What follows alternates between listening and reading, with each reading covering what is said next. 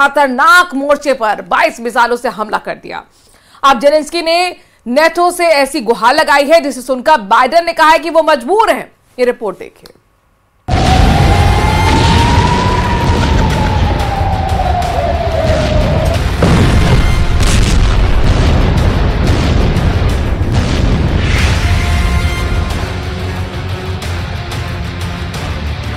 War can't be calmed by talks. Action is needed. Putin के खिलाफ Zelensky के super 11। रूस को फोड़ेंगे 3 एटमी पावर।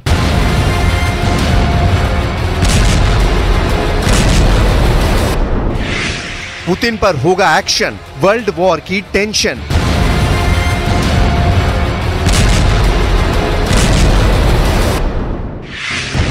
यूक्रेन रूस से अकेले युद्ध में जूझ रहा है। 943 दिन से चल रहे युद्ध में अब तक यूक्रेन डटा हुआ है, लेकिन अकेले ये जंग अब यूक्रेन पर बहुत भारी पड़ रही है।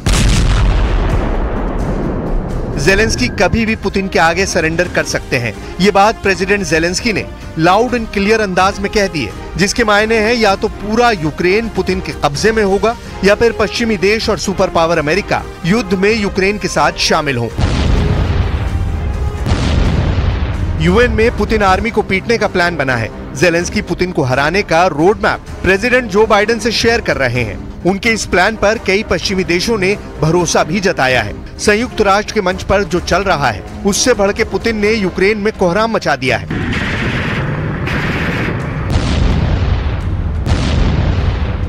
जब यूएन में जेलेंस्की पुतिन के खिलाफ मोस्ट पावरफुल गुट बनाने की अपील कर रहे थे, तब रूस की सेनाएं डोनेस्क और खार्किव को दहला रही थी।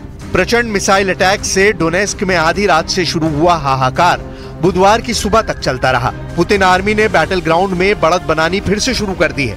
यूक्रेन के वुलेदार में रूस का झंडा कई जगह लहराने लगा है। पश्चिमी डोनेस्क के ओबाल्ट में भी रूस यूक्रेन पर हावी हो चुका है। डोनेस्क में मार खा रहे जेलेंस्की के सोल्जर्स ने कुर्स्क में भीषण पलटवार शुरू किया है। यूक्रेन ने टोरेत्स्क और वोवचांस्क फ्रंट पर भी रूस को दहलाया है। बुधवार 25 सितंबर की सुबह रूस ने यूक्रेन में S-300 से मिसाइल दागी है।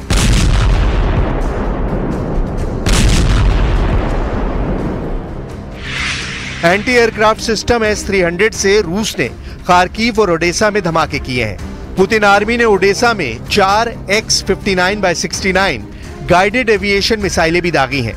रूस के फाइटर ड्रोन स्ट्राइक को नाकाम करते हुए यूक्रेन ने 28 ड्रोन मार गिराए हैं। ज़ापोरिजिया में रूस की गोलाबारी में यूक्रेन के एक नागरिक की मौत हो गई और 7 से ज्यादा लोग जख्मी हैं। ज़ापोरिजिया अटैक के बाद की ये भयानक तस्वीरें हैं, जहां पूरी इमारत को रूस ने एयर स्ट्राइक में जमींदोज कर दिया। हवाई हमले के बाद भीषण गोलाबारी हुई, जिससे पूरा इलाका थर्राता रहा। गोलीबारी रोकने के बाद यहां राहत बचाव शुरू हुआ, जहां मलबे से दबे एक आदमी का शव अब तक निकाला जा सका है। रूसी रक्षा मंत्रालय ने हमले का ये वीडियो जारी कर जेलेंस्की की बयानबाजी का जवाब भी दिया है। रूस की एयर स्ट्राइक के वीडियो में दावा किया गया है कि 100 मोर्चे पर यूक्रेन आर्मी की जमकर पिटाई की गई है। यूक्रेन में घुसकर हमला कर रहा रूस अपने इलाके कुर्स्क पर भी कब्जा करने के करीब है, जहां रूस की सेना यूक्रेन के तोपखाने, बख्तरबंद गाड़ियों और हथियार डिपो को लगातार निशाना बना रही है। रूस के हमले कितने हाहाकारी और अचूक हैं, उसे भी देखिए। रूस एयर स्ट्राइक में जंगलों में छिपे यूक्रेन के रॉकेट लॉन्चर व्हीकल को एक बार में तहस नहस कर दे रहा है। एयर बैटल में यूक्रेन के जंगी जेट भी मिसाइल अटैक से रूसी सेना धुआं धुआं कर दे रही है। मतलब ये कि यूक्रेन युद्ध में पस्त होने ही वाला है। जेलेंस्की यही बात संयुक्त राष्ट्र सुरक्षा परिषद में दबी जुबान से महाशक्तियों को समझाने में जुटे हैं। साथ में जेलेंस्की प्रेसिडेंट बाइडेन को वो विक्ट्री प्लान भी पेश करेंगे, जिसे अब तक सीक्रेट रखा गया है। जेलेंस्की का वॉर विक्ट्री प्लान क्या हो सकता है, इस पर क्रेमलिन में भी कयास लगाए जा रहे हैं। रूसी मीडिया में तरह तरह के दावे भी किए जा रहे हैं। इसे आपको बताएं उससे पहले जेलेंस्की का क्रोध देखिए। पुतिन के खिलाफ वो किस तरह की मोर्चेबंदी करने की अपील कर रहे हैं, उसे समझिए।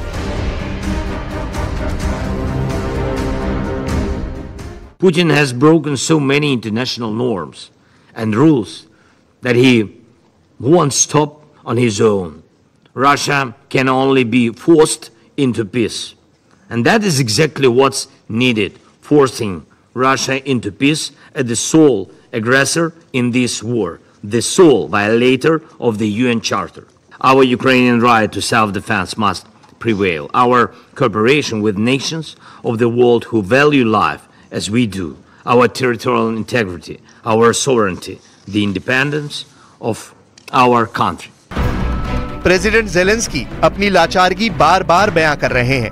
अमेरिका और पश्चिमी देशों को साफ साफ कह रहे हैं कि सिर्फ हथियारों की मदद से वो पुतिन से पार नहीं पा सकते हैं। यूक्रेन के सभी हथियारों की काट रूस के पास है। हाल ही में युद्ध में यूक्रेन ने बड़ी संख्या में वैम्पायर ड्रोन को उतारा है, जिसकी मदद से रोबोट डॉग से हमले का प्लान भी कामयाब नहीं हो पा रहा है। ज़ेलेंस्की की सेना ने फ्रंट लाइन पर वैम्पायर ड्रोन की मदद से रोबोट डॉग्स को घातक बनाने का प्लान बनाया है,